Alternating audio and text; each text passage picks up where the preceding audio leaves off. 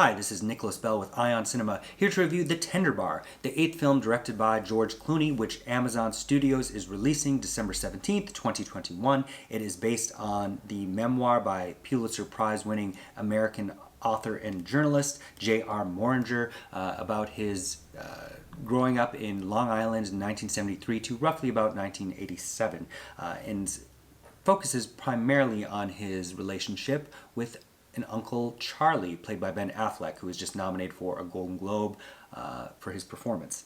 It opens in 1973, where a young J.R., played by Daniel Ranieri, is with his mother, played by Rabe, who are going back to live with her father in Long Island, played by Christopher Lloyd, a house that's kind of a hustling and bustling hub where all of the mother's siblings periodically tend to go to whenever they're having hard times. But one of the stalwarts that lives in this home is Uncle Charlie, played by Ben Affleck. JR's father, played by Martini, is absent, and notably he's a DJ in New York who, as a child, he listens to and searches for in the radio, a motif that is returned to over and over again. His mother, it's her strong desire that he go to Yale and become a lawyer. He does go to Yale, does not become a lawyer because, due to Uncle Charlie's influence, his desires to become a writer.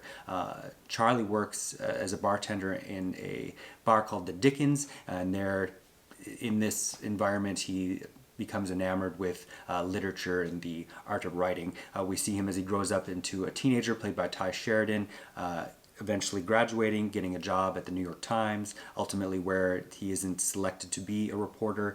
It also, another major subplot is his on and off again relationship with a peer named Sydney, played by Briana Middleton, and how she kind of plays with him and how this reflects on his own attachment style that has been conditioned in him thanks to the influence of his absent father. The script was written by William Monahan, which is kind of a departure for Monahan, who previously is notable for a lot of genre films, including Kingdom of Heaven and Body of Lies for Ridley Scott, perhaps most notably The Departed for Martin Scorsese.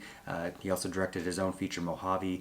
And it's also a little bit something different for Clooney himself, whose last film was the cerebral sci-fi film The Midnight Sky, which came out about a year ago on Netflix. Overall, it's really a shining hour for Ben Affleck, who's had kind of a great year in things like, although it was a box office disappointment, Ridley Scott's The Last Duel, but last year's The Way Back shows a really different, intriguing side of Affleck, who again is the reason that this film has any notable emotional moments. It is similar in a sense to something like Auntie Mame.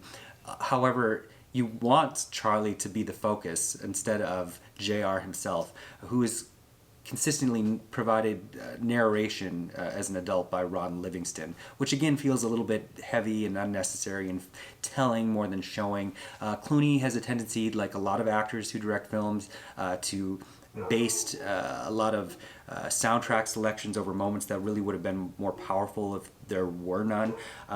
Overall, I think The Tender Bar is a solid film, if a bit formulaic, and maybe even a bit underwhelming, considering how specific it is to a time and place. Overall, I would give it 3 out of 5 stars. Thank you. Hey, this is Eric from IONCINEMA.com. If you want to support us, subscribe below. For more reviews, interviews, film festival coverage from Sundance, Cannes, Toronto, you want to check out these guys on this side.